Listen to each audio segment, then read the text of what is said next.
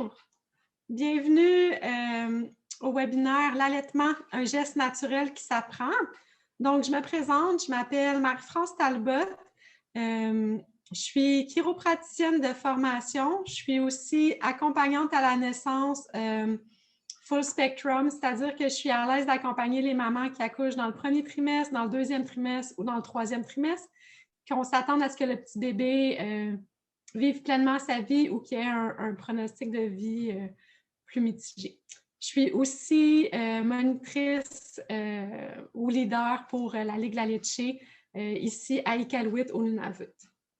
Donc, le webinaire d'aujourd'hui est une présentation du regroupement des parents francophones du Nunavut. Puis, c'est financé par l'Agence de santé publique du Canada. Je pense qu'il faut que je dise une petite phrase magique là, qui dit que la SPC n'endosse pas nécessairement mes propos et tout ça, mais vous allez voir que ce que je vais vous proposer va pas mal dans les lignes officielles. Donc, c'est ça, ce soir, j'ai envie de discuter avec vous d'allaitement. Donc, je ne sais pas si dans les participants, il y en a qui avaient des questions précises, qui avaient envie que j'adresse. Si vous voulez me les dire tout de suite, ça va me faire plaisir d'en prendre note. On en avait beaucoup de questions, en fait.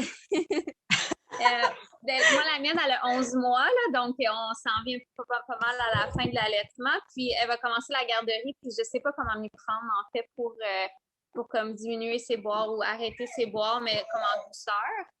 Puis aussi, il y a ses dents aussi qui poussent, puis elle a commencé à mordre. Donc, aussi, c'est un autre questionnement. Puis, c'est amené.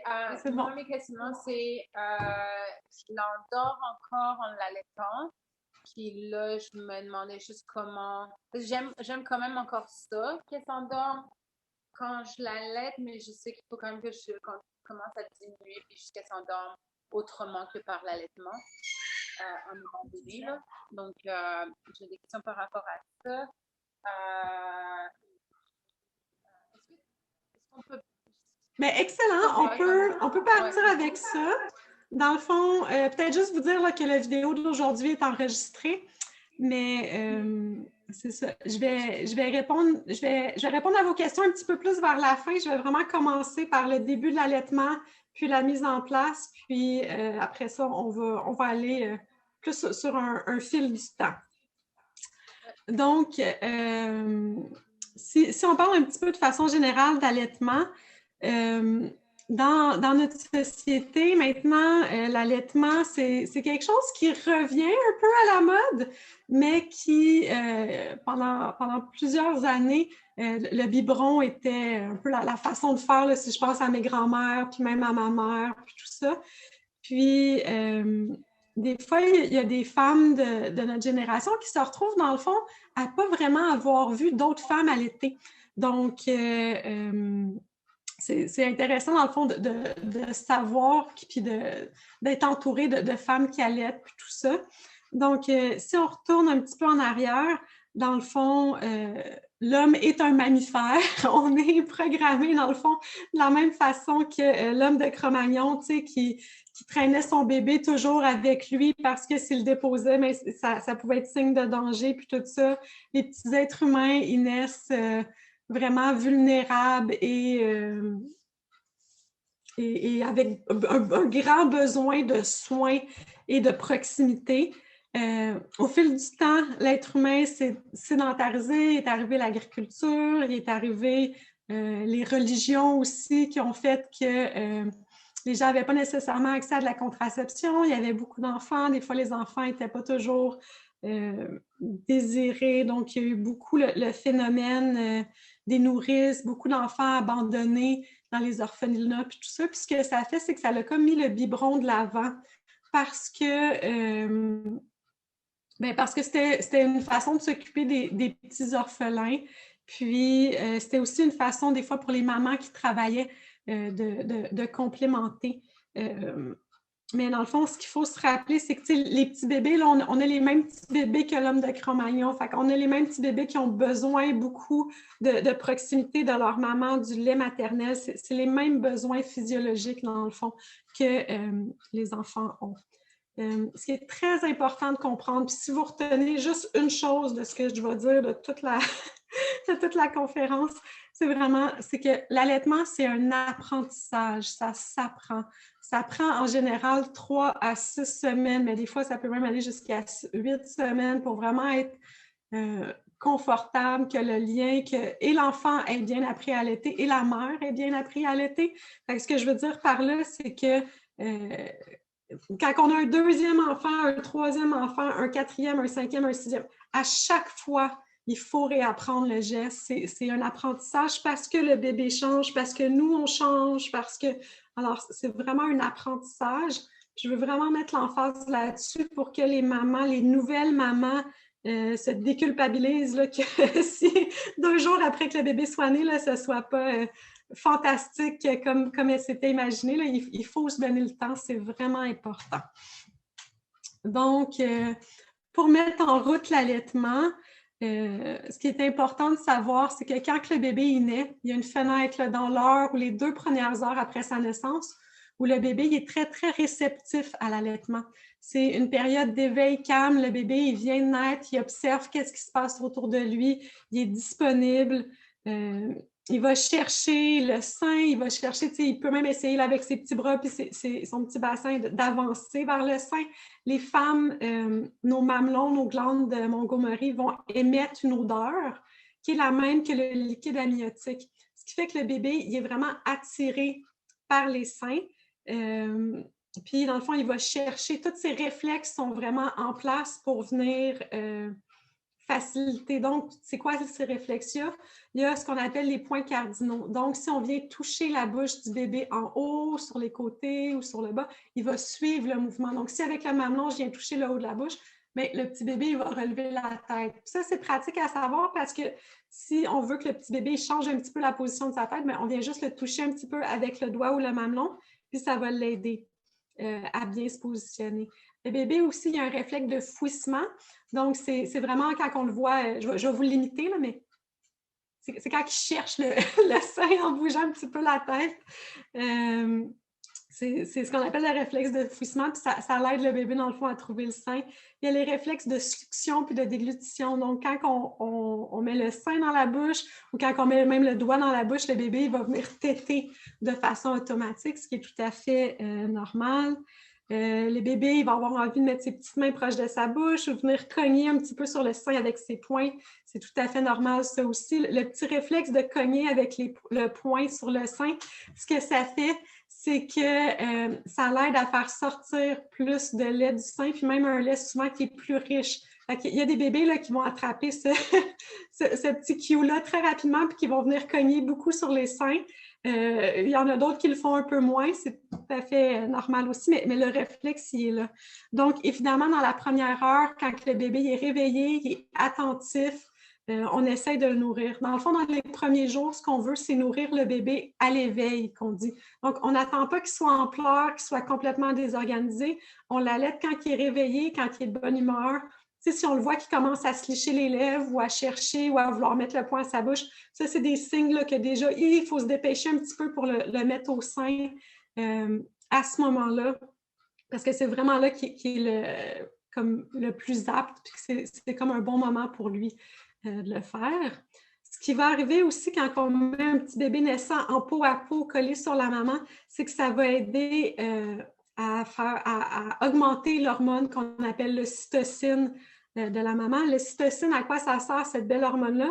D'abord, c'est l'hormone de l'amour. Ça nous sert à tomber en amour avec notre petit bébé.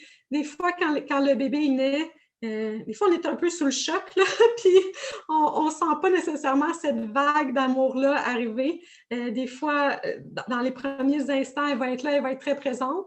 Puis des fois aussi, pour certaines mamans, là, ça peut prendre plusieurs jours, plusieurs semaines. Puis ça aussi, c'est normal, mais c'est important si on est capable le plus tôt possible d'avoir justement notre petit bébé collé sur nous. Ça va nous aider justement à tomber en amour avec notre bébé. L'ocytocine va aussi servir au réflexe d'éjection, c'est-à-dire qu'elle va permettre au lait de sortir plus facilement du sein. Elle va permettre aussi à ce que la température entre nos seins augmente et s'ajuste aux besoins du bébé. Donc, il y a des études scientifiques qui ont été faites puis qui montrent que si on met le bébé entre les seins à la naissance, c'est un petit bébé qui est un petit peu froid, la température de la maman va augmenter jusqu'à 2 degrés entre les seins pour aider le bébé à rester au chaud, à être bien réchauffé puis tout ça. Donc, c'est vraiment... c'est parfait. C'est l'environnement de base du bébé, c'est vraiment sur la maman.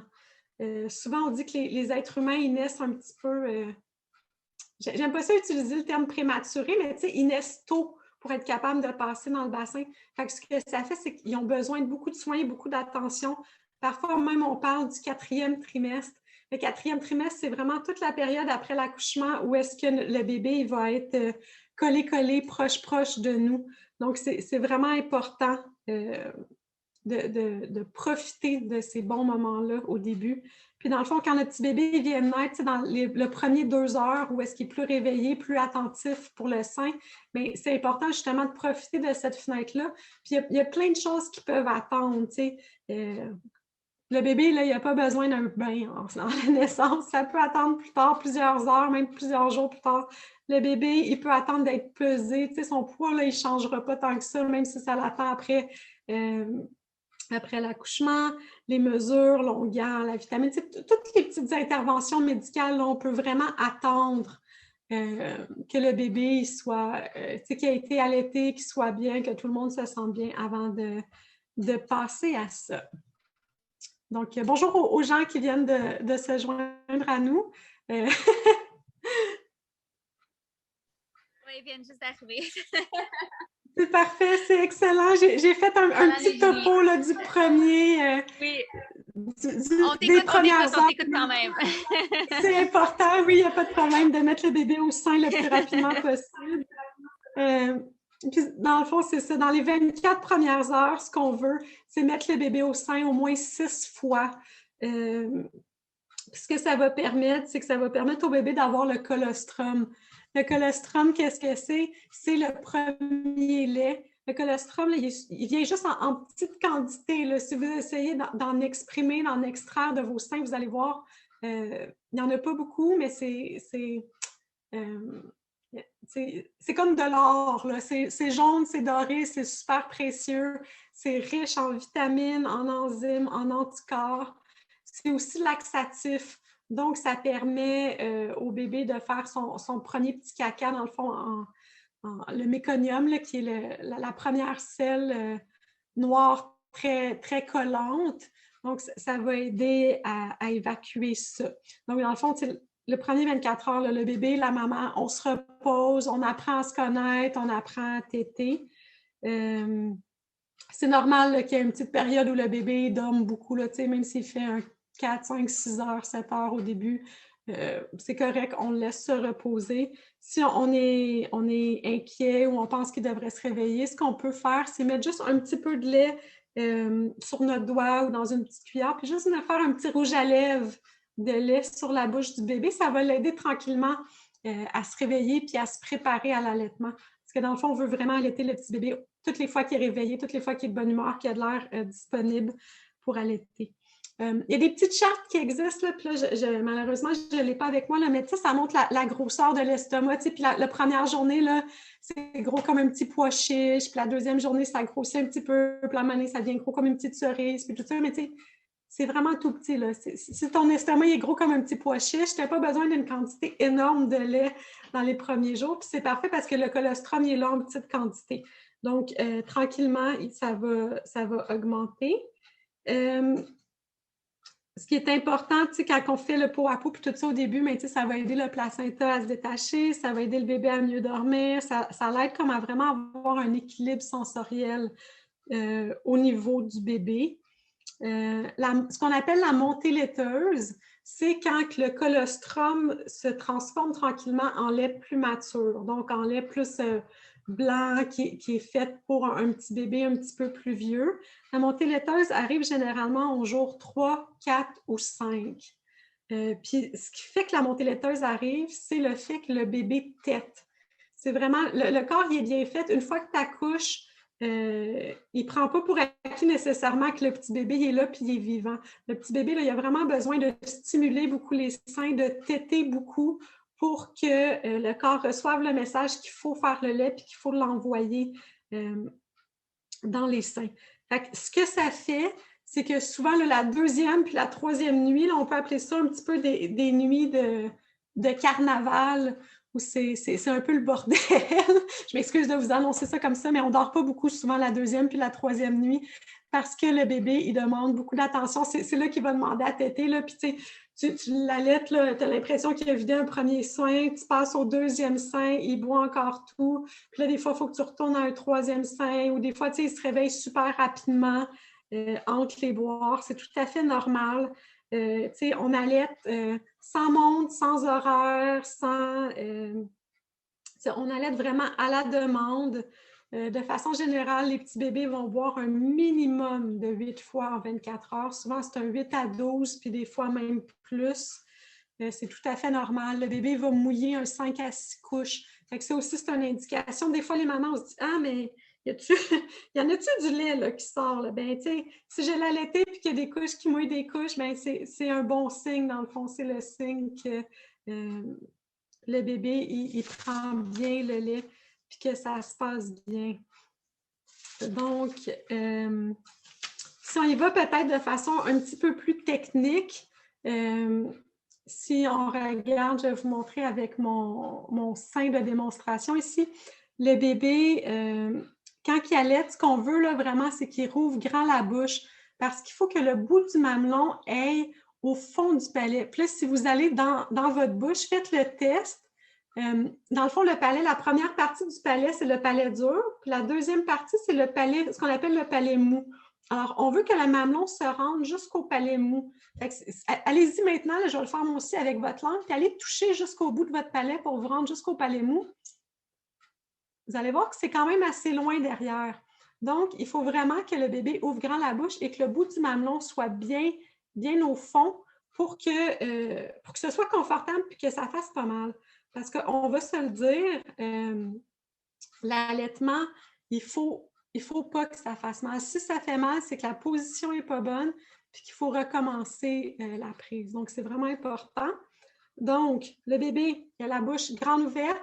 Le menton, il va venir s'accoter dans le sein. Le nez va être dégagé. Donc, on dit qu'il y a une prise asymétrique. Donc, la bouchée est un petit peu plus grande dans le bas que dans le haut du sein. Puis, le bébé, on veut vraiment qu'il soit face à nous. Donc, nombril à nombril. C'est pas un bébé à qui on donne le biberon, il va être vers le haut. Mais le bébé qu'on allaite, il va être vraiment face à nous. Puis, vraiment, une grande bouchée.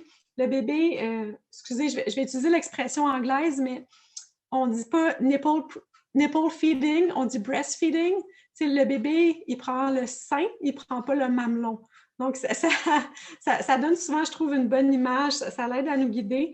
Donc, dans le fond, ce qu'on veut vraiment, c'est que le bébé ait une très grande bouchée du sein dans sa bouche, que le mamelon est vraiment jusqu'au bout, souvent pointé un peu vers le fond, dans le fond du palais. Puis le bébé, c'est un réflexe. Quand il y a le mamelon dans sa bouche, il va se mettre à téter. Donc, on va voir la mâchoire bouger, faire des grands mouvements. Puis si on est attentif, après quelques mouvements de mâchoire, on va entendre le bébé avaler. Ça, c'est un excellent signe. Ça veut dire qu'il y a un transfert de lait. Donc, ça veut dire que le bébé il reçoit du lait. Puis des fois, c'est subtil. Là. Il y a comme plusieurs mouvements de mâchoire. Puis là, il y a une petite pause. Puis là, on voit le menton qui descend un petit peu plus. Puis là, ça fait un petit clou. Puis là, ah, tiens, le bébé vient d'avaler. Fait que là, on sait qu'on transfère du lait. Il y a certaines femmes aussi qui vont sentir le lait couler des seins. Des fois, là, c'est très évident. Tu as ton autre sein sur lequel tu n'es pas en train d'allaiter qui coule. Fait que là, tu te dis, bon, ben, ça doit couler du bord qu'il y a le bébé aussi. Ça, c'est très facile.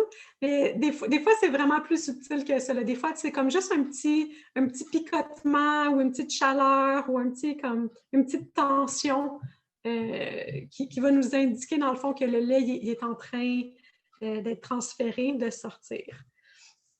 Puis dans le fond, ce qu'on veut, là, c'est qu'à la fin de la tétée, quand le bébé s'enlève du sein, on veut justement que le mamelon il soit encore bien beau, bien rond.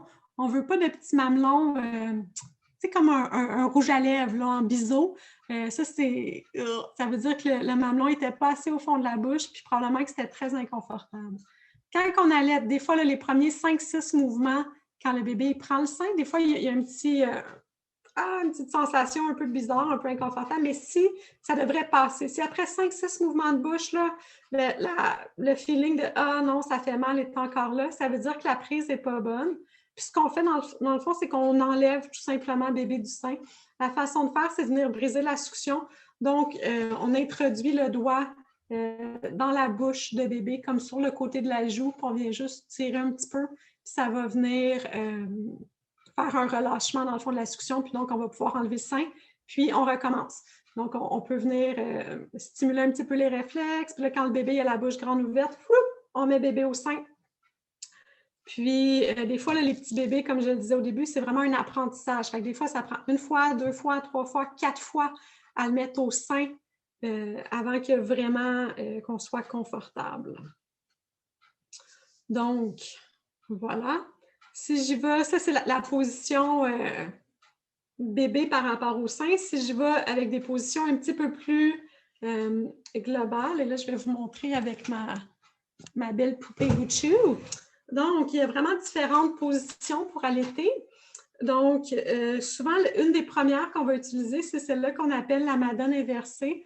Donc, on vient prendre le petit bébé par la base de la tête, puis on vient le placer vraiment sous le sein, quand même assez bas. Puis, quand le bébé ouvre grand la bouche, bien là, on vient le mettre sur notre sein. Puis, le fait de le tenir par la base de la tête, ça l'aide un petit peu à pouvoir le guider. Donc, ça, c'est la position de la Madone inversée. Quand le bébé devient super bon, des fois, on a moins besoin de guider la tête. On peut juste venir le tenir avec l'autre main sous la fesse. Ça fonctionne aussi très bien. Sinon, il y a la position qu'on appelle en football. Fait que c'est comme si on prenait le petit bébé en football puis qu'on venait le mettre sous nous, dans le fond, sous le côté, souvent avec un coussin ou quelque chose comme ça. Puis, cette position-là, en football, elle est particulièrement utile si vous avez eu une césarienne, parce que comme ça, le bébé n'est pas sur le ventre, donc c'est plus confortable. Sinon, une position que moi, c'est vraiment ma position préférée, c'est ce qu'on appelle la position physiologique, où les Anglais ils vont dire lay back breastfeeding. Fait que c'est on s'évache dans le divan. Comment on dirait en bon français? On prend une position semi-inclinée, ce serait la position plus, la formule mieux dit en français. Puis ce que ça fait, cette position-là, c'est que ça permet au bébé de vraiment utiliser tous ses réflexes. Donc, le bébé, il va utiliser ses petits bras pour venir soulever un peu sa tête, la force de son cou, pour venir bien se placer. C'est un peu lui-même qui va venir se positionner. Si on a, par exemple, un réflexe d'éjection très fort, c'est-à-dire si le lait il sort très vite du sein, puis des fois, là, les petits bébés, ils ont comme de la misère à avaler tout ce lait-là, puis là, ils se fâchent, puis là, ils se tassent. Et cette position-là, parce qu'on est contre la gravité, donc il faut que le lait il combatte la gravité pour sortir, ça peut aider. Donc, c'est vraiment une position qui est intéressante. Là. Il y a vraiment beaucoup de mamans qui l'adoptent. Sinon, d'autres positions que moi, je trouve intéressantes, c'est de venir allaiter avec le bébé vraiment à côté sur notre jambe. On peut le faire assis, on pourrait le faire debout aussi. Tu sais, si je mets mon bébé comme ça, tout près de moi, puis là, je viens juste positionner sa tête. Je vais me baisser un petit peu, mais tu sais, vis-à-vis mon sein. Puis moi, je suis bien assise, je suis confortable. Mon bébé, il est bien assis, il est confortable. Moi, j'aime beaucoup cette position-là aussi. Ce qui est important, parce que l'allaitement, c'est un geste qu'on fait tellement de fois dans une journée, c'est important vraiment d'avoir une bonne posture parce que sinon, vous allez vous retrouver avec les bras, avec les épaules, tout endolori. Donc, ce qu'on essaie vraiment, c'est d'amener le bébé au sein et non pas le sein au bébé.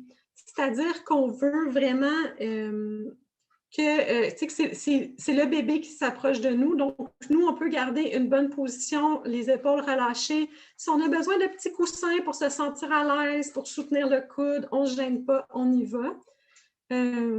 Sinon, ce qui est vraiment intéressant comme posture à apprendre, puis des fois, les nouvelles mamans, ils ont besoin d'un petit peu d'encouragement pour se sentir confortable, mais c'est les postures couchées.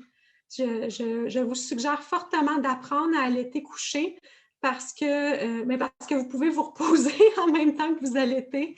Surtout la nuit, ça peut être intéressant quand on est très fatigué. Donc, je vais vous montrer peut-être avec mon mur derrière moi, si c'était un matelas. Mais dans le fond, si j'allais me coucher, je peux soit venir mettre mon bras sous la tête du bébé. Le bébé va être comme ça, puis là, j'aurai besoin d'un bon oreiller ici. Ou sinon, je peux venir mettre vraiment le bébé à côté sur le matelas. Je vais venir mettre mon bras dans mon cou. Puis bébé, je vais juste tourner, orienter un petit peu mon corps pour être bien placé.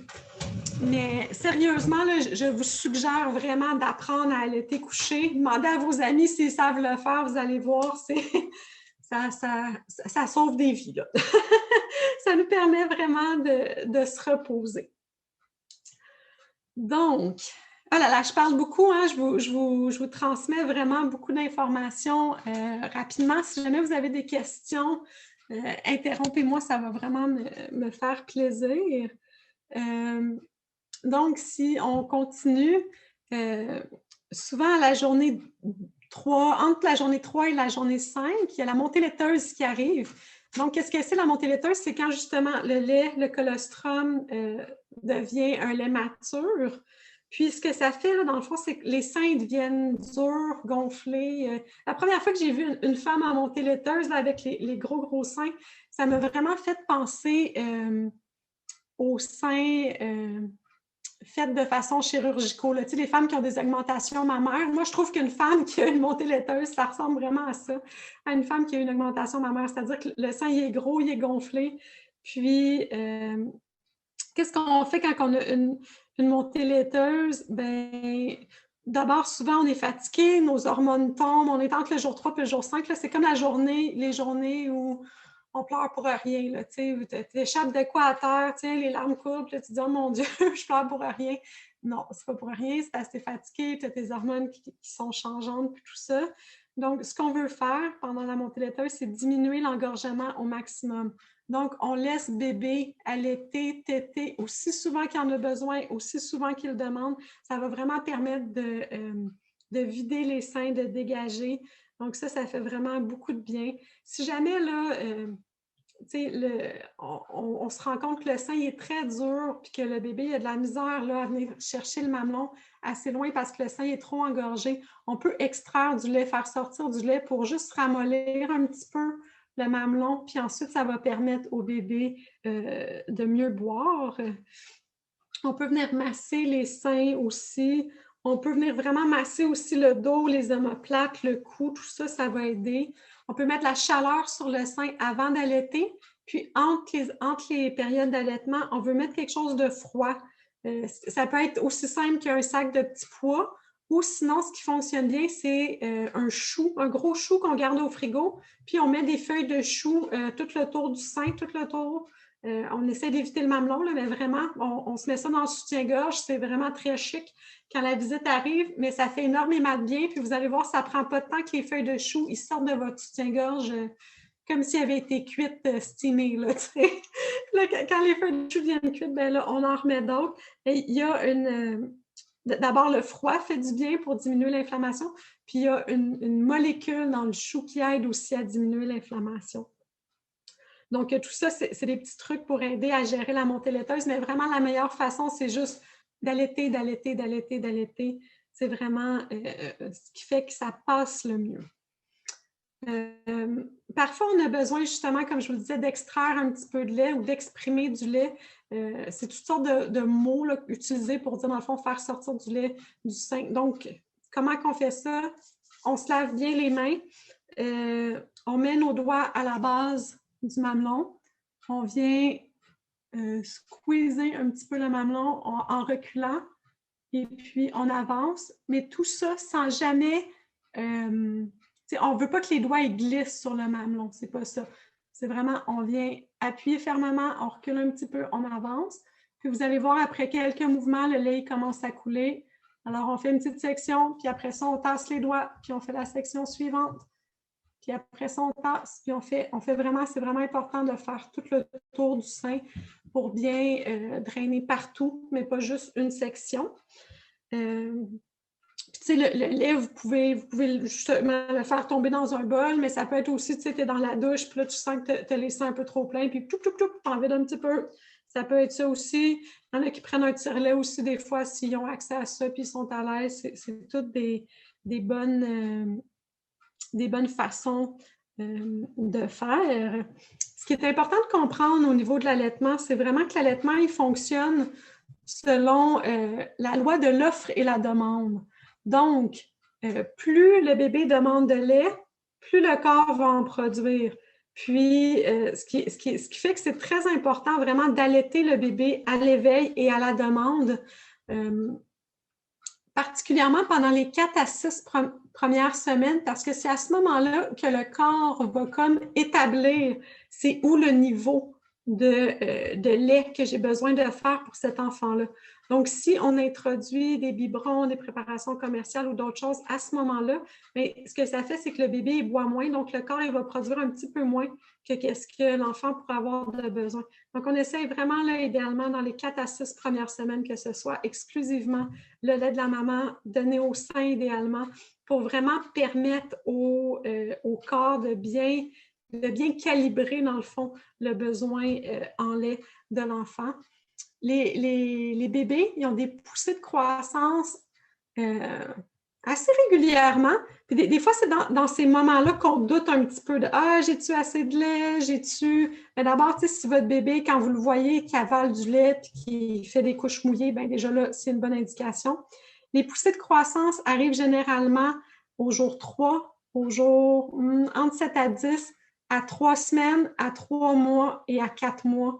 Souvent, c'est des moments là, où pendant 3-4 jours, le bébé il va demander plus de lait qu'à l'habitude parce que ses besoins physiologiques, ses besoins en lait sont en train de changer. Puis, dans le fond, vous ne manquez pas de lait, c'est vraiment ce qu'il y a à faire dans ces journées-là, c'est d'allaiter. On laisse faire les autres activités qu'on avait prévues, là, puis on s'installe dans le divan, puis on lit un livre, on écoute une série, on allaite. On prend ce moment-là pour vraiment s'occuper du bébé. Puis si vous voyez qu'après 3-4 jours, ça s'est stabilisé, bien, c'est une bonne indication que dans le fond, le lait est pleinement suffisant. Voilà. Peut-être pour le plaisir, j'ai envie de vous faire un petit quiz, vous poser des petites questions, si ça vous tente. Donc, c'est des vrais ou faux. Alors, je dois boire du lait pour pouvoir allaiter. Vous pouvez me faire avec le pouce si vous voulez, vrai ou faux. Est-ce qu'on a besoin de boire du lait pour allaiter? Faux, en effet. Vous pouvez boire du lait. Si vous aimez ça, boire du lait, allez-y. Si c'est quelque chose qui ne vous intéresse pas, il n'y a aucun problème avec ça. Il n'y a pas de problème. Dans le fond, vous n'avez pas à vous priver de rien manger. De façon générale, là, la maman, elle allaite. Puis, il n'y a pas de diète si spéciale que ça. Une mère qui allaite doit manger pour 2.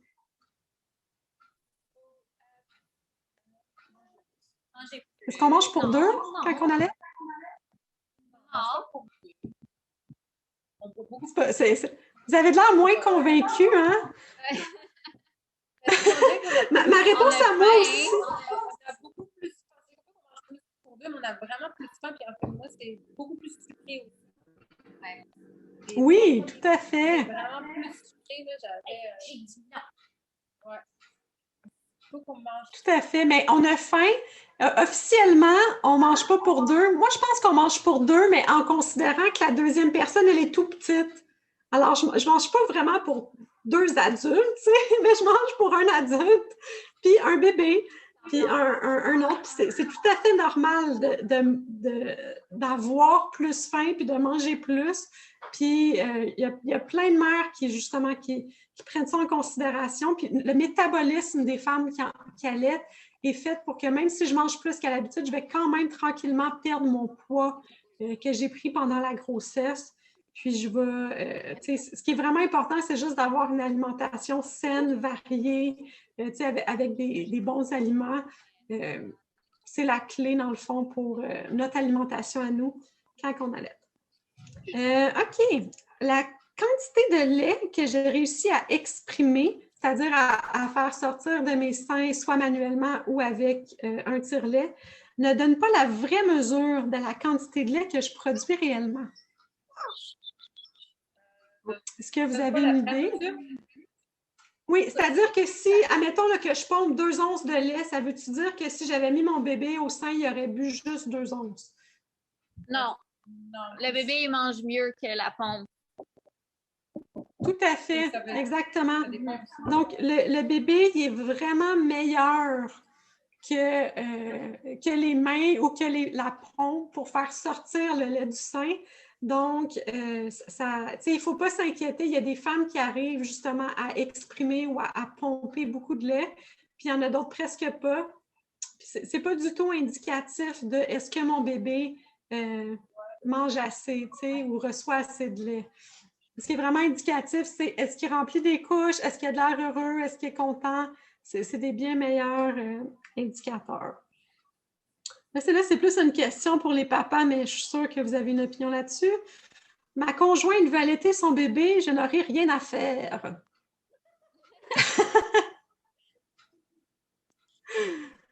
Ben non, c'est pas vrai, hein? Non.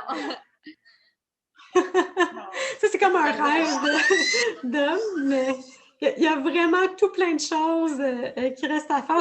J'en ai reparlé un petit peu dans quelques minutes, mais c'est vraiment pas vrai. Le rôle du papa, le rôle du conjoint, de la conjointe est vraiment essentiel pour faciliter l'allaitement. Prendre mon bébé et le coller sur moi est le meilleur moyen de le préparer à prendre le sein.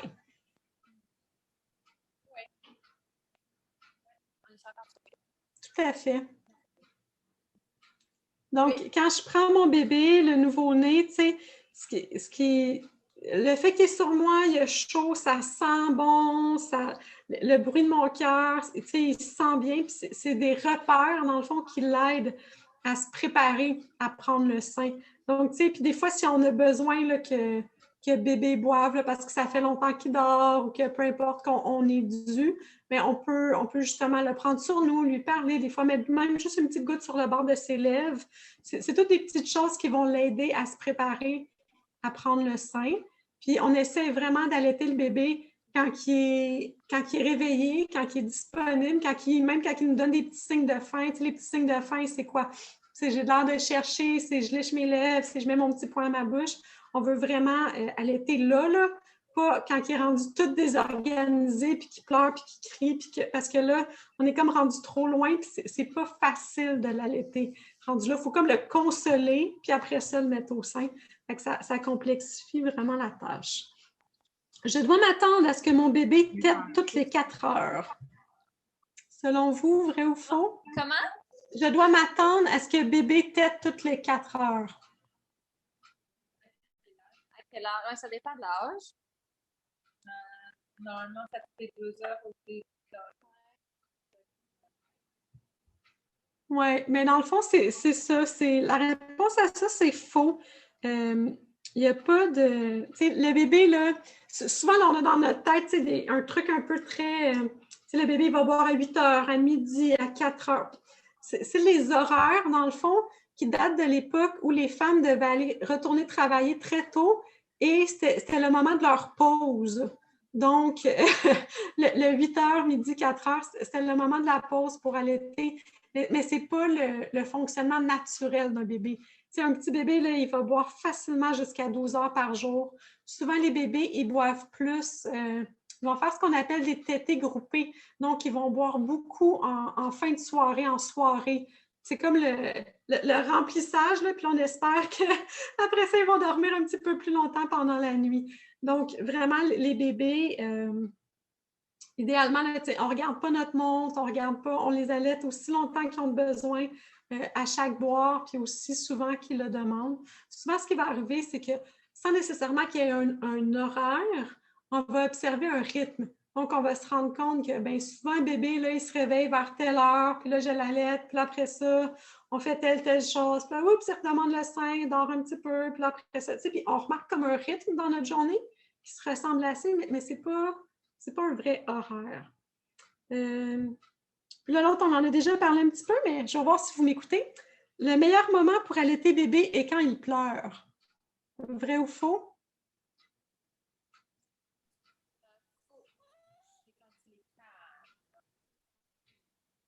Exactement, c'est faux. Quand bébé pleure, il est... On est rendu un peu tard là, pour la bonne humeur. Ouais. On essaye de ne pas attendre aussi tard puis d'allaiter plus rapidement. Ah oui. Hein? Donc, dans le fond, là, ce qui aide beaucoup à l'allaitement, là, si on regarde l'allaitement comme un peu comme une pyramide, tu sais, la base de l'allaitement, c'est vraiment le soutien, le réseau. Tu sais, la maman, là, elle a beau être là avec tout son désir d'allaiter, si elle n'a pas un réseau en place pour la soutenir, pour l'aider, pour, tu sais, y faire des petits repas ou si vous êtes capable de, tu sais, faire un petit peu de ménage, ou même juste jaser, puis décompresser, puis dire à nos amis, ah, j'aimerais tellement ça dormir ou prendre un bain. Et si on n'a pas quelqu'un pour nous encourager puis pour nous soutenir, mais c'est vraiment difficile de persévérer. Fait que c'est vraiment important d'avoir un réseau. C'est vraiment ça la base de l'allaitement.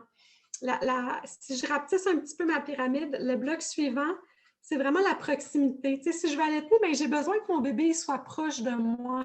J'ai besoin de les voir, ces signaux de faim. Fait que j'ai besoin qu'ils soient dans la même pièce que moi. J'ai besoin qu'ils soient collés sur moi. J'ai besoin, c'est vraiment, tu sais, collés sur moi, là, tu sais, les porte-bébés, les amas-outils, c'est vraiment des outils formidables. Donc, vraiment, le fait d'être collé, ça permet au bébé au niveau sensoriel d'être bien, puis ça facilite vraiment l'allaitement. Et ça, c'est comme mon deuxième plateau. Le plateau un petit peu plus élevé encore, qui se rapproche de ma cerise sur le Sunday, dans le fond, ou la pointe de ma pyramide, qui a un allaitement réussi, physiologique, satisfaisant. Dans le fond, dans le milieu, c'est le rythme. Donc, le rythme, c'est quoi? C'est le rythme du bébé. Si on allaite à la demande, on ne regarde pas notre monde, on ne regarde pas la pesée, on allaite quand le bébé nous fait signe qu'il a faim. Donc, on regarde vraiment, tu sais, puis vous allez voir, c'est vraiment un langage qu'on développe avec notre enfant. Puis avec le temps, bien, en tant que parent, on devient meilleur à lire les signaux de notre enfant. Puis le signal de j'ai faim, bien justement, il n'y a plus besoin d'être rendu à la grosse crise pour qu'on se dise ah oui, il faudrait que je l'allaite. Tu sais, on attrape les signaux de plus en plus tôt. Puis le bébé, bien, lui, il devient de plus en plus compétent à justement signaler qu'est-ce qui se passe. Bien, ça quand je fais ce bruit-là ou ce mouvement-là, maman, papa, ils comprennent que j'ai faim, puis maman, elle me nourrit. Puis quand je fais telle autre chose, bien là, ils comprennent que, oh, ma couche est pleine, puis que, tu sais, fait que vraiment, les rythmes puis la communication avec le bébé, c'est vraiment ce qui aide à la petite pointe qui est l'allaitement. Puis dans le fond, quand on allaite, bien, on en a discuté un petit peu tantôt, là, mais c'est important que toute la famille comprenne que oui, c'est maman qui allaite, mais que l'allaitement, c'est quelque chose de familial, puis que le papa ou le conjoint ou la conjointe peut s'impliquer, puis trouver sa façon à lui de s'impliquer auprès du bébé. C'est-à-dire que, tu sais, il y a plein de choses qu'il peut faire avec le bébé. On peut le mettre dans un porte-bébé, on peut lui donner un bain, bien sûr, on peut changer la couche, mais on peut aussi lui chanter des chansons, on peut l'amener à maman, il y a vraiment plein de choses. Ce qui est intéressant, c'est pour le partenaire de justement trouver des choses à lui dans lesquelles il se sent bien à faire avec bébé. Puis évidemment, bien aussi, si maman, elle passe plusieurs heures par jour, j'avais déjà vu un truc passer sur Facebook là, qui disait la maman dans la première année de vie allait en moyenne, et là c'était un nombre d'heures là, vraiment, c'était quasiment l'équivalent d'une job à temps plein. Fait que, pour être capable de passer toutes ces heures-là à allaiter, mais ça prend du soutien, ça prend de l'aide logistique très, très concrète de les repas, le ménage, gérer le quotidien, gérer les autres enfants, s'occuper des animaux, peu importe ce qui se passe, mais ça prend un appui additionnel pour que ça se passe le mieux possible, puis qu'on manque tout un peu de sommeil là, quand on se réveille plusieurs fois dans la nuit, mais tu sais, qu'est-ce que ce soit le plus équilibré et le plus agréable possible. on avait, je sais que vous aviez des petites questions. Je vais peut-être juste vous faire justement des suggestions de ressources et de places pour consulter. Donc, si vous avez envie, il y a la Ligue La Leche qui ont des groupes partout au Canada. En ce moment, on est en mode virtuel. Donc, toutes les rencontres de la Ligue La Leche ont lieu par Zoom ou par Google Meet. Fait que vous pouvez vraiment aller sur le site web de la Ligue La Leche Canada. Puis vous allez voir, là, il y a des meetings à tous les jours. Donc, si vous avez des questions, vous pouvez toujours vous joindre à une rencontre, poser vos questions. Pour la partie francophone, c'est la Ligue La Leche, qui sont plus au Québec, mais vous pouvez aussi vous joindre à un meeting, poser vos questions. Il y a un merveilleux livre qui a été écrit. La version anglaise est The Womanly Art of Breastfeeding. La version francophone s'appelle L'art de l'allaitement maternel. Puis, c'est un peu comme la Bible de la maman allaitante. Là. Si vous avez un livre à acheter, vraiment, je vous recommande celui-là. Il y a de tout. Ça parle de, justement, après la naissance, comment allaiter, les premiers 2 à 6 semaines, un peu plus tard, quand mon bébé a 1 an, quand je commence à retourner travailler, si mon bébé est malade, si j'ai des problèmes ou si j'ai des... En tout cas, c'est vraiment super complet. À la fin, il y a des petits aides-mémoires de combien de temps est-ce que je peux laisser mon lait au frigo, c'est vraiment un livre très, très complet. Si vous avez envie de quelque chose d'un petit peu plus technique, il y a le traité de l'allaitement maternel, la Ligue La Leche, qui est aussi très bien. Puis sinon, la Ligue La Leche a vraiment toute une série de livres, là, autant du sommeil que, mettons, l'allaitement du bambin. Le bambin, c'est l'enfant qui a plus que 9 mois.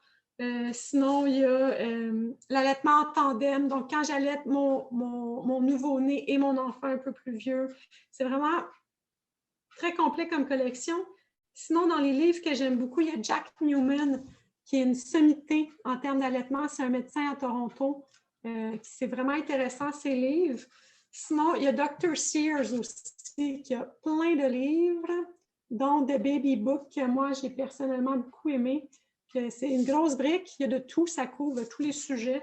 Donc, si c'est quelque chose qui vous intéresse, je vous encourage à les lire. Au tout début, je vous avais demandé si vous aviez des questions. La réponse fut oui. Donc, on peut peut-être passer tout simplement aux questions. Puis ça va me faire plaisir d'y répondre. Donc, je pense que Marie-Ève, tu avais des questions concernant... Hey, je m'excuse, j'ai aucune mémoire.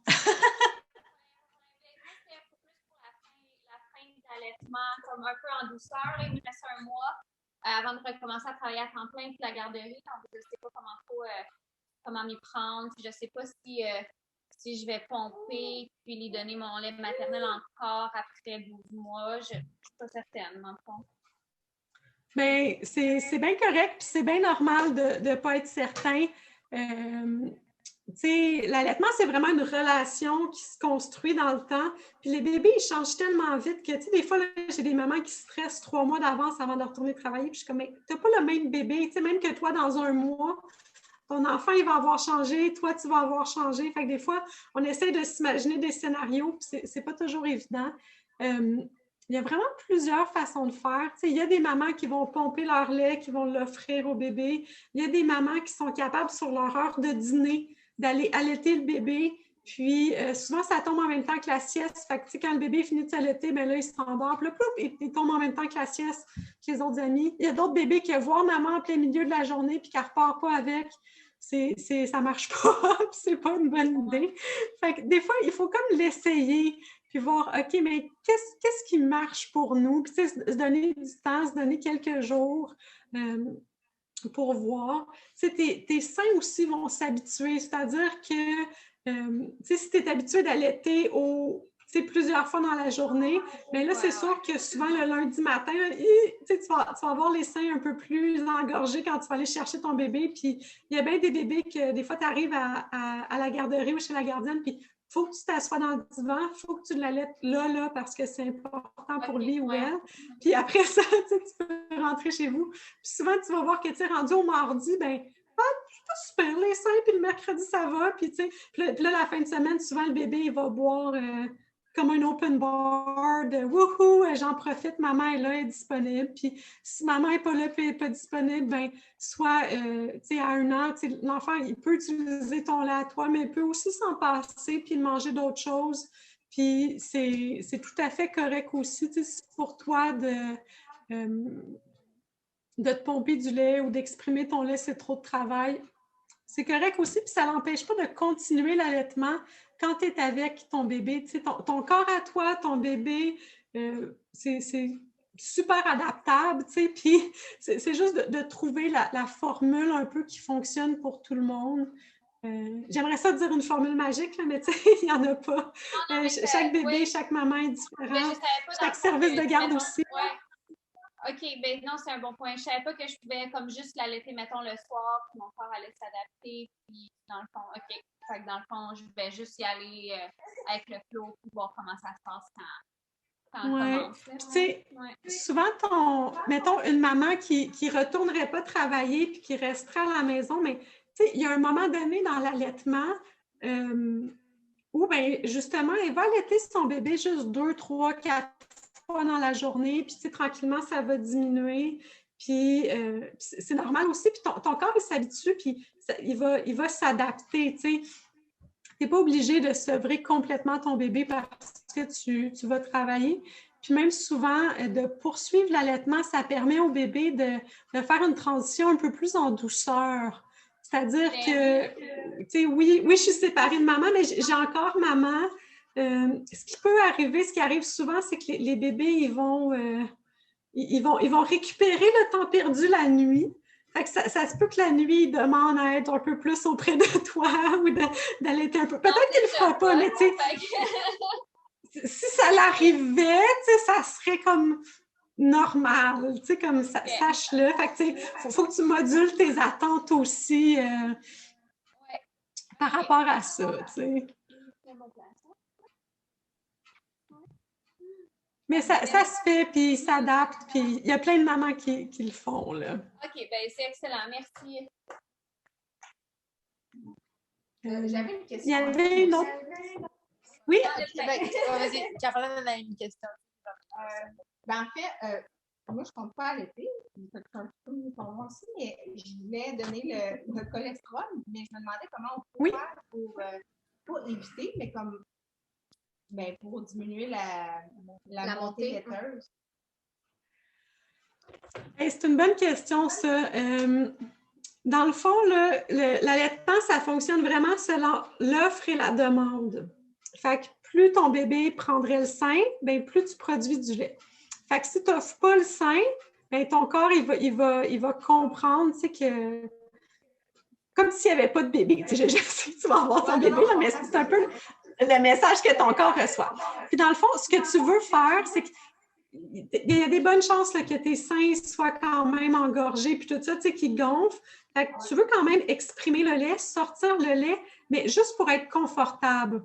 Fait que tu ne veux pas comme vider complètement ton sein, tu veux juste en sortir assez pour que tu n'aies plus l'impression là, d'avoir deux cantaloupes sur toi. Là, tu veux juste comme être confortable. Ça va prendre quelques jours, ça prend un moment, mais c'est ça. Ce que tu fais pas, ce qui est important, c'est de ne pas comme faire un bandage serré ses seins. Là. C'est pas ça. Là. On fait juste mettre un soutien-gorge confortable qui va tenir le sein. Tu peux faire aussi les feuilles de chou pour aider à diminuer l'inflammation et tout ça. Mais c'est vraiment le fait de ne pas allaiter le bébé qui fait que tu vas avoir le moins de lait. Fait que tu fais juste en enlever assez pour être confortable pour justement éviter une infection ou des désagréments comme ça. Là. Mais c'est un peu ça. Même si je ne tombe pas allaiter, je vais être quand même capable de sortir le cholestérol. Tout à fait, oui. Tu peux sortir en l'exprimant manuellement. Puis le colostrum, il n'y en a pas beaucoup. Là, fait que tu peux comme l'attraper dans une petite cuillère, puis le donner à la cuillère, tout simplement. Tu le déposes doucement dans la bouche, ton bébé, il va l'avaler. Puis, pas plus compliqué que ça. Puis même, tu sais, tout le lait que tu vas extraire pour être confortable, c'est une bonne idée de le donner à ton bébé parce que c'est un lait qui est super précieux. Fait que, c'est ça. Puis même si tu le donnais directement au sein à ton bébé, ça serait pas la fin du monde non plus, là. Tu y vas selon ta zone de confort à toi. J'avais une question. J'allais là, pour l'instant, moi, elle s'endort au sein, puis ça me dérange pas tant que ça. Là, mon grand, j'aime ça. Là, c'est facile à endormir. Mais là, c'est ça. Je lis, puis je rencontre des mamans aussi. Puis, tu sais qu'il faut, comme, au bout d'un moment, le bébé arrête de s'endormir au sein. Qu'est-ce que tu en penses et comment est-ce que je peux aider à ce qu'elle essaie aussi de plus comme s'endormir au sein? Moi, mon chum, il donne des fois le biberon. Normalement, je dirais c'est 90% au sein, 10% biberon. Puis quand elle prend le biberon, elle s'endort. La nuit dernière, je me coucher, elle donné le biberon, puis elle s'est endormie sur le biberon. Donc, c'est pas, elle s'endort pas juste, elle s'endort en mangeant. C'est ça. Est-ce que c'est bon? Est-ce que c'est pas bon? Est-ce que je devrais à ce moment arrêter qu'elle s'endort au sein? Puis elle a 4 mois, là. Elle vient juste d'avoir 4 mois. Oui, non. Moi, je m'en ferais pas avec ça. C'est vraiment... Puis c'est vraiment un sujet un peu... tu vas avoir des opinions. Je suis sûre que tu en reçois déjà là, de tous les côtés. C'est pas bon. Puis, tu sais, l'allaitement, oui, c'est un geste nourricier, mais c'est aussi un geste de réconfort, de câlinage, je veux dire d'amour, de je prends soin. C'est un outil de, tu sais, quand nos enfants, ils se cognent, puis ils ont mal, puis on les met au sein, et voilà, on a réglé le bobo. Puis, tu sais, c'est un outil de maternage ou de parentage très, très utile. C'est fantastique, c'est là, c'est disponible. Si toi, ça ne te cause pas de problème d'endormir ton bébé au sein, il n'y en a pas de problème. Si le problème, c'est qu'est-ce que les autres gens disent, ben tu peux mentir aussi. Tu n'es pas obligé de leur dire. Comme c'est pas. Ou tu peux, si tu as envie de t'affirmer puis de dire, ben moi, mon bébé s'endort au sein puis je suis confortable avec ça, c'est correct aussi. Mais vas-y avec qu'est-ce que toi, tu es confortable. Écoute ton cœur de maman. Mais il n'y a vraiment aucun problème à ce qu'un bébé s'endort au sein. Si je peux conter une petite anecdote, j'ai regardé mon garçon dormir ce matin. Mon plus jeune a 4 ans. Puis, il tétait. Ça fait comme, tu sais, 1 an et demi, 2 ans que je ne l'ai pas allaité, que la relation d'allaitement est finie. Puis, il y a encore ce réflexe-là. Puis, je me souviens de mon plus vieux aussi, que même quand l'allaitement était terminé, tu sais, il tétait encore pour s'endormir. C'est comme si le réflexe était encore là. Fait que, tu sais, je pense que c'est comme un besoin physiologique normal qui, tu sais, ça fait partie, puis c'est comme une façon facile de l'endormir, puis ça marche, bien, tant mieux. Tu sais, si ça t'évite d'avoir à aller faire une ride de char ou de le bouncer pendant je ne sais pas combien d'heures, ou de, tu sais, si t'as juste à le mettre au sein puis il s'endort, regarde. Parfait, ça marche. Ça répond-tu à ta question? Oui, mais c'est ça, parce que le problème, c'est comme, peut-être c'est plus difficile, plus facile, mais comme mon chum hier, il lui a donné donc le biberon, puis elle s'est réveillée. Là, je pense qu'elle est juste cluster feeding. Elle fait des tétés groupés, là. Des tétés groupés. Ouais, je pense que là, elle est en plein dedans, là, c'est l'enfer. Ben, c'était l'enfer, là, c'était fait. Puis là, il lui a donné le biberon, puis je le savais même pas, puis je me suis réveillée parce qu'elle pleurait, puis il me dit, mais qu'est-ce que tu fais? Je suis comme, ben, je vais l'allaiter. Il me dit, je viens juste de l'allaiter. Puis là, elle s'était réveillée. Puis là, j'essayais juste de la consoler, puis juste qu'elle se rendorme. Puis tout de suite, là, elle cherchait mon sang, là, comme sur moi, là, quand elle est sur moi, elle cherche juste mon sang. Je suis pas capable de la calmer comme quand on dirait c'est ça, quand elle est avec moi. Comme je suis capable de la calmer des fois, mais quand elle pleure, elle aime ça avoir mon sang, elle aime ça être mais ouais. C'est normal, c'est tout à fait normal, surtout à 4 mois, tu sais, t'es le centre de son univers, t'es la personne qui sent bon lait, qui peut offrir du lait, c'est super important pour elle, puis c'est aussi, comme ton bébé, il sait que ça marche. Il sait, là, je me sens pas bien, mais je vais boire du lait, puis je vais me sentir mieux. Ben, c'est comme, je sais pas, c'est comme un peu naturel pour l'enfant, puis 4 mois, là, c'est tout petit comme bébé, tu sais. T'as un enfant plus vieux, puis t'es comme capable d'y expliquer à 1 an, bien là, sais-tu, maman, elle prépare le souper, mais je te reviens dans 15 minutes, puis je vais être disponible m'asseoir dans le divan. Mais tu sais, à 4 mois, là, 15 minutes, c'est comme c'est la fin du monde, c'est super long, tu sais. Fait que c'est comme, c'est normal comme réaction. Puis ça va pas être difficile après à endormir ma fille sans, tu sais, comme... J'imagine qu'au bout d'un moment, elle va savoir qu'elle allaitera plus pour s'endormir. Enfin, tu sais, je veux dire, c'est ça. Est-ce que ça va être difficile après le transfert? Ça prend du temps. Tu sais, c'est sûr que les enfants, ils ont besoin de téter longtemps, ils ont besoin d'être allaités longtemps. Tu sais, l'allaitement, c'est une source de réconfort, de nutrition, de maternage très longue. L'Organisation mondiale de la santé recommande que l'allaitement se poursuive jusqu'à un minimum de 2 ans et même plus si la mère et l'enfant sont confortables là-dedans. Je sais que dans notre société, c'est pas ce qui est fait souvent. Des fois, là, moi, je sais qu'à mon premier, là, quand j'avais des questions, tu sais, passé 1 an, là, t'allaites encore? Ben oui, tu sais. Mais là, il y a des dents. Ben... Mon premier, il a eu des dents à 4 mois, là, fait que si c'était ça, j'aurais arrêté bientôt, tu sais, comme, c'était comme, tu sais, dans notre société, c'est pas ce qui est mis de l'avant, mais l'allaitement, c'est vraiment, je veux dire, ça fait partie de la vie du bébé, puis si tu maternais pas ton bébé, puis materner, là, on va le prendre dans le grand sens large, puis si tu l'allaitais pas pour s'endormir, mais tu aurais sûrement besoin de trouver une autre façon de l'endormir parce que ton bébé, il est petit puis il a besoin d'être accompagné. Fait que si c'est pas le sein, mais il va falloir que tu trouves d'autres choses. Fait que là, tu as quelque chose qui fonctionne. Si ça fonctionne encore pour toi, je te suggère de le garder. Si ça fonctionne pas, ben là, on cherche des solutions. Mais si ça fonctionne, ça fonctionne. Ça a-tu du sens, qu'est-ce que je dis? Là, puis j'aime que tu me dises ça parce que ça me tentait pas tout de suite. De toute façon, je voulais juste regarder c'est quoi les options puis comment on fait pour à ce moment-là arrêter qu'elle s'endorme sur mon sang. Mais moi, j'aime ça. Puis j'aime ce moment, cette routine du dodo, là, finalement. Là. Oui. Moi, je l'aime. Puis je trouve ça facile. Puis je trouve ça juste relaxant aussi. Donc, j'avais un peu de réticence à commencer le fait de la routine. Mais je me suis dit peut-être qu'il faut que je le fasse pour que ce soit plus facile pour elle qu'elle se couche.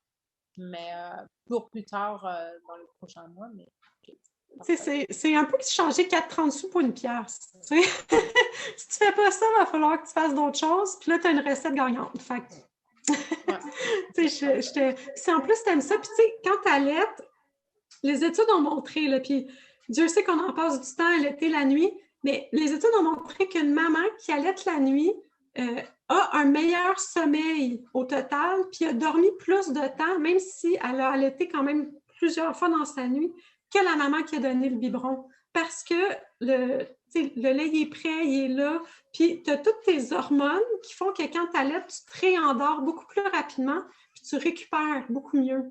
Fait que sur le plan hormonal, on est fait pour allaiter, puis c'est comme, ça nous facilite la vie, dans le fond, de le faire.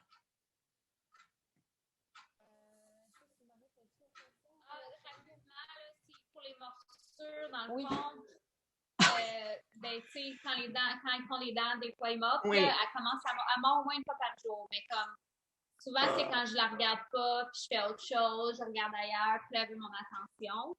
Mais ça fait très mal quand même. Ah oui, j'ai compati beaucoup. Dans le fond, quand le bébé mord, je sais que la première chose qu'on a envie de faire, c'est de tirer le bébé. Mais s'il y a les dents ou les gencives autour de notre mamelon, on ne veut pas faire ça parce que ça va venir avec le sein. Fait que ce qu'on fait, c'est qu'on pousse la tête du bébé dans le sein. Ça a l'air un peu cruel, mais ce que ça fait, c'est que ça bouche le nez du bébé. Il ne peut plus respirer. Donc, il rouvre la bouche. Donc, automatiquement, ça relâche. Donc, quand le bébé il mord, vraiment, là, on pousse la tête, puis là, il ne respire plus. Donc, ça dure une petite seconde. Là. Puis là, mais je sais que le premier réflexe, c'est comme de retirer le bébé, mais ce qu'il faut vraiment faire, c'est ramener le bébé dans le sein, boucher le nez, le bébé lâche, on respire un peu. Puis là, tu as le droit d'être fâché. Il ne faut pas trop se fâcher parce qu'on veut pas que le bébé ait comme peur du sein, mais tu as le droit de dire non, on ne mord pas.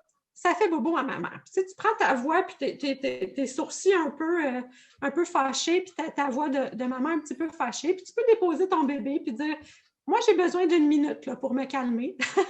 Parce que souvent, on a besoin d'une petite minute pour se remettre de nos émotions. Puis, dans le fond, tu me l'as vraiment bien dit. Souvent, le bébé, pour mordre, il faut qu'il change la position de sa mâchoire. Fait que, si tu regardes attentivement ton bébé, tu vas le voir qu'il va te mordre, puis tu es capable de l'enlever juste avant. C'est juste qu'on n'est pas toujours en train de regarder notre bébé. Tu sais, des fois, on parle à notre chum, ou on regarde la télé, ou on fait d'autres choses, tu sais. Fait que c'est ça la réalité. Mais souvent, ton bébé, s'il demande le sein, c'est parce qu'il a soif. Fait qu'il va boire, il va se nourrir, puis ça va être vers la fin de la tétée qu'il va venir mordre. Fait que souvent, c'est comme vers la fin de la tétée là, que c'est important d'être plus attentif, de retirer le bébé au bon moment, puis de lui dire non, on ne mord pas.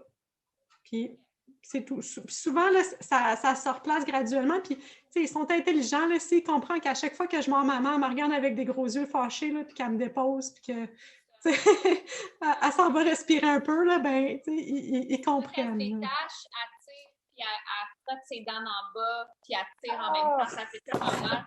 Mais c'est toujours à la fin, quand elle a fini. Mais après ça, elle veut se rattacher pour s'endormir. Ouais. Ah oui, puis là, tu n'as pas envie, hein? Tu es comme, c'est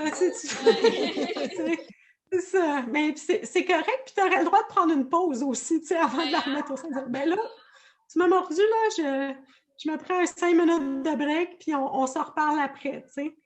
C'est de dire au bébé, tu sais, puis tu dis non, ces petits mots, non, on ne mord pas. Puis tu prends ta petite pause, puis tu reviens après. Puis, mais si tu es capable de le prévenir, là, de l'attraper juste avant qu'elle le fasse quelques fois, là, c'est vraiment l'idéal.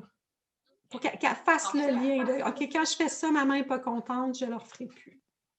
C'est assez bien. Mais oui, c'est ça. Puis comme bien des choses de la maternité puis de la parentalité, ça aussi, ça va passer. Tu sais, le this too shall pass, là. Il me semble que depuis que je suis une mère, j'ai vraiment compris ça. Donc, ouais. Parfait. Mais merci beaucoup. Ça fait plaisir. Est-ce qu'il y avait d'autres questions? Non, mais Océane, t'avais-tu d'autres questions? Non? Oh, Olivia pleure. Oh, ça l'arrive. Je vais à la maison. C'est ça la vie avec des enfants, il n'y a aucun problème. Je vais juste me permettre d'aller mettre dans la section commentaires un petit lien d'une vidéo sur YouTube. Je ne sais pas si je peux, dans le cadre, vous montrer la vidéo vu que c'est enregistré. C'est pas moi qui a fait la vidéo, mais c'est une belle vidéo là, pour les mamans enceintes. Je vous conseille vraiment d'aller le voir parce que ça vous donne une idée de ça a l'air de quoi un bébé qui allait, ça a l'air de quoi la mise au sein. Tu sais, c'est rare là, qu'on regarde nos amis en train d'allaiter bien proche. Là. La vidéo, ça peut vous aider. Le titre, c'est une vidéo en anglais, mais il est vraiment bien fait. Ça s'appelle Attaching Your Baby at the Breast. C'est du Global Health Media Project. Il est disponible sur YouTube. Je vous ai mis le petit lien dans les commentaires. Puis, je vais le regarder. C'est ça. Ça serait ma dernière petite suggestion. Ça l'aide vraiment à bien comprendre. Mais je suis vraiment contente de vous voir un beau cercle d'amis comme ça avec des bébés. Là. Je trouve ça vraiment super cool. Beaucoup de mamans, c'est vraiment aidant de comme juste évacuer puis dire qu'est-ce qu'on pense puis tout ça. Là. Ça fait un bien. On est isolés de nos familles, hein, donc ça fait du bien d'avoir des amis. J'ai une autre question. Ça fait... environ 4, tu sais, comme là, la 4 mois, c'est-tu une règle de genre, elle doit boire Parce qu'à chaque fois que je vais au vaccin, ils me demandent, ah, ben là, elle boit toutes les combien? Puis là, je suis comme, elle boit quand ça lui tente de boire, là, je calcule pas le nombre, je calcule pas est-ce qu'elle boit tous les 2 heures ou est-ce que c'est plus quand c'est les premiers mois. Je faisais comme j'essaie de faire attention qu'elle boit toutes les 2-3 heures. Mais là, c'est ça, y a-tu un nombre à tous les combien d'heures? Parce que là, c'est ça, je trouve que c'est difficile quand tu me poses à chaque fois cette question-là, puis là, pas du maman qui sait pas, là, mais comme moi, elle l'allait quand elle lui tente d'allaiter, là, quand elle pleure, ben, je la mets au sein. Oui, c'est ça. Puis souvent, même le bébé dans la journée, ça va être un peu asymétrique. Il y a des moments où il va faire des plus longs stretches sans boire, puis d'autres moments, c'est plus court. Souvent, ce qu'on veut plus regarder, c'est sur une période de 24 heures. Un bébé autour de 4 mois, on s'attend à ce qu'il boit un 6 à 8 fois dans sa journée, dans son 24 heures. Fait que, puis si ton bébé se rend à 12 ou même plus, là, c'est normal aussi. Stresse-toi pas avec ça. Puis, tu sais, il y a des bébés qui boivent super souvent, on dirait qu'ils sont comme toujours au sein. Puis, il y a des bébés qui font des longs stretches aussi. Fait que c'est pas... Encore une fois, il n'y a pas de nombre magique, il n'y a pas de, tu sais, ton bébé, il a de l'air heureux, il prend du poids, il a de l'air bien. Ça va. Souvent, c'est une question qui se répond bien pour les mamans qui donnent le biberon, mais quand on allait, c'est un peu plus difficile. Il y a beaucoup de choses dans le monde médical standardisé qui viennent des biberons. Tu sais, même les chartes de croissance ont été faites à partir de bébés qui ont reçu des formules, qui ont reçu des biberons, mais il y a des chartes de croissance différentes qui existent pour les bébés allaités parce que souvent, ils ne grandissent pas de la même façon. C'est ce genre de choses-là, des fois, qu'il faut prendre en considération, puis poser des questions, tu sais, quand on est inquiet. Mais ouais, c'était le genre de questions, moi aussi, que je ne savais pas trop quoi répondre, que j'étais comme, un peu, là, je peux essayer de compter ça hier. Dormir pendant 3 heures. C'est ça, peut-être 3 heures, puis là, je vais l'allaiter. Moi, c'est long l'allaiter, là, c'est une demi-heure, 45 minutes. Maintenant, c'est moins pire, là. Avant, c'est comme presque 2 heures, là, les mois, là. J'ai dû regarder Netflix, c'est pas à peu près, là. Mais là, c'est ça, là, c'est un peu moins pire, mais c'est quand même long. Mais ça m'apparaît correct. Ils ont fait des études vraiment intéressantes sur... ils comparaient les mamans africaines qui se promenaient souvent les seins nus, que les bébés avaient comme toujours accès aux seins, puis ils estimaient que le bébé, il buvait, et je me souviens plus exactement des chiffres, mais c'était quelque chose comme en moyenne aux 15 minutes pour à peu près 30 secondes, 1 minute. Fait que ces bébés-là, ils buvaient, ils étaient comme tout le temps au sein toute la journée, tu sais. Puis ils ont comparé ça avec les sociétés où il y a de l'hiver puis qu'on s'habille, tu sais. Puis là, ils se sont rendus compte que ces bébés-là, ils buvaient vraiment moins souvent, mais pour beaucoup des plus longues périodes. Puis quand ils calculaient la quantité de lait totale, c'était la même. Fait que ton petit bébé qui boit tout le temps, tu sais, qui est tout le temps au sein aux 15 minutes, une demi-heure, mais qui prend juste un petit peu, puis ton bébé qui ne boit pas souvent, mais qui boit des grosses quantités, si à la fin de son 24 heures, il a bu la même quantité de lait, on est en business, ça va, tu sais. Fait qu'il n'y a pas... c'est pour ça que mes réponses sont vagues, puis que je suis comme, il n'y a pas de chiffre magique, parce que vraiment, ça dépend de chacun, tu sais. Arrête de frencher Olivia. Ils s'aiment, c'est beau, l'amour. Oui, beaucoup, Olivia. Ils se voient tous les jours, ils se frenchent tous les jours, oui. C'est correct.